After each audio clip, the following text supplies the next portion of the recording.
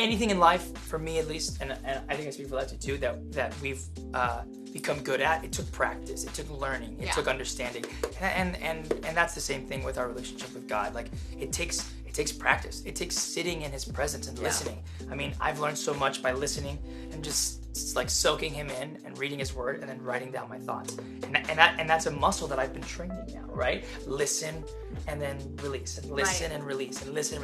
Dude, I'm 30 years old and I've really only done that for a month now. Like really, so truly. Crazy. But think about how long it takes to perfect something. Like, isn't it like 1,000 hours? 10,000 hours. 10,000 hours. I'm 30 years old and I mean, you know, I'm 60 hours in. Like, it's crazy. Yeah. What's going on, guys? Cousin Alexa here. Nice intro. Thank you, babe. Thank you. Oh, are you going to use that? Yeah, absolutely. Welcome to another 5-minute, maybe 10-minute wow. We don't know what it's going to be. But I hope you guys had a great week so far. Go ahead. Some people were asking what WOW means, and I realized we never put it in. Oh. If you don't watch our YouTube videos, WOW stands for? Words of Wisdom. Yes. So that's or what a Bible WOW is. study. I don't know, you know what? It kind of just happened like 3 or 4 years ago on our YouTube channel, and we just called it the WOW, and we were like, great. The WOW, this is what it is. Words of Wisdom. I don't think I have that much wisdom, but... it's not our wisdom. We're just sharing what we're learning. I'm just sharing what we're learning. But let's just jump into today. What did we title this WOW? I said building your relationship with Jesus. But we've been diving into like what that actually, like what that entails, what that looks like. But before I do that, I want to start with something that came to me the other day. We were praying and I said, babe, telemarketers, those guys call us all the time, right? It's we get a lot of telemarketers. And like if you have an iPhone, I don't know if Android does this. I'm on the iPhone, on Team iPhone right now. But it says like spam likely, right? So you don't pick up or pick up. Well, I started picking them up sometimes, and I'll like talk to these people and just see what they got to say. I've never bought anything, but they're very adamant. They're very persistent. They are. They believe in what they're selling, 100%. Well, at least they make it seem like it. They really seem like it. it. So then I started thinking, these people don't stop. They keep calling and calling and calling different people until they get somebody to buy whatever they're selling. Right. And I thought, man, if only I could kind of be like a telemarketer for Jesus, right? Because I find myself, I struggle. I'll go and, talk to someone about God because I feel like it's the right moment and this and that. And the second they kind of shoo me away, push back, I'm like, okay, cool, yeah, I'm out, done, Well, I think because we all have this fear of rejection, like it's as if somebody is rejecting us, but really we need to think of like the bigger picture here. Like if we really do believe that Jesus is the answer to everything, then we should be sharing it as much as we can. But I do want to like talk about the opposite of that. I feel like there are people and churches out there that are like the annoying telemarketers, that actually is like a super turnoff to. I mean, it'd be a turnoff to me if somebody's driving me nuts about Jesus. What I was saying more. I know what you meant. So what I was saying more, it's less about like being a pushy, annoying person. Someone. But I'm saying like for me, if I open up myself, right, and I preach the good news to somebody, and I get shut down. That hurts, Yeah. And for some reason I take offense personally, and then it hinders me from spreading the good news to other people. Right. Yeah. So I'm saying because it's that rejection. Yeah, I'm not saying annoy the same person over and over again. Although I'm really glad that people have done that in my life, even though it was really annoying. But I'm saying you planted the seed. Don't let that discourage you. Right. There are so many other people out there who I can't tell you how many times I've taken a picture. We've been reading Jesus Calling every single day, and I've taken a picture of this and posted it on Instagram, and somebody who I haven't talked to in months is like, hey, I really needed to hear that today. Thank you so much. And I'm like, these people aren't believers. These people, I haven't talked to them in months, and I posted something that I thought was awesome, just a picture of it, and they're like, I really needed that today. Well, to piggyback on, you said you plant a seed. Yeah. I can't tell you.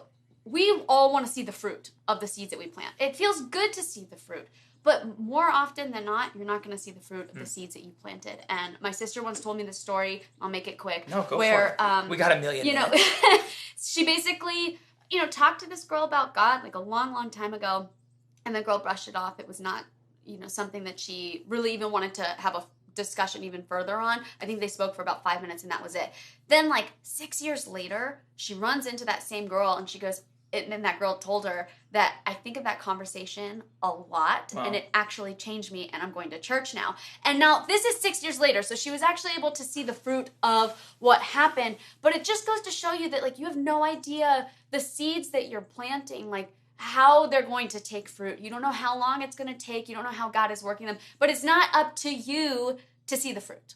It's up to you to just plant the seed and then be consistent in your life and move on. I love that. I think it's really easy. You can read the word, you can go to church, you can do the checklist thing. Like you can go through the boxes that you need to check in order to be a Christian. That's fair, yeah. But at the end of the day, it's about relationship. I feel like a lot of churches preach on, or people will talk about like, you're going to go to hell if you don't do X, Y, and Z. Did you just say the H word? I did say the H word. Oh my gosh, I'll beep it out, don't worry. Or, you're going to get so many blessings if you follow Jesus, but nobody's talking about the relationship. Yeah. Like, it's about the relationship. Yeah. It's about your walk with him. And you can cut me off at any point. No. I'm just going to pull up that thing that I said earlier. Say it. No. Go. I feel a lot of people have been asking, like, all right, well, how do you have a relationship with God? Like, I try to talk to him, but it feels weird. I pray, but I don't hear anything back. If you meet somebody at the grocery store, let's say you just pick a random person, and you're like, okay, that's the person, I'm going to be friends with them. You don't immediately trust them off the bat. You don't immediately have, like, memories right off the bat. Like, there's so many things that you have to build in order to create a solid relationship. It doesn't just happen overnight. Right. Now, some people hit it off immediately, and that's great. But more often than not, you have to build that relationship. Well, and this all came up because our May 19th Jesus Calling said, it is through awareness of God's presence that his peace displaces negative feelings. And I was like, well, okay, I'm aware of your presence. I got these negative feelings. They still here. But you have to keep going. So then diving in deeper, it was like, okay, you need to practice discipline of walking consciously with him each day, him being God, right? So then I started breaking it down. I said, okay, well, let's talk about like a friendship, right? Right. To have that peace in a friendship, you got to have confidence in that friendship, right? You have to have trust. Trust and understanding. How do you build that? Well, you build that by working at the relationship. With our friend Andrew, I do not like going to LA, right? Like LA, y'all people out there, bless you. I don't like being there. That's why we live in Hawaii. But going there is kind of like I dread it.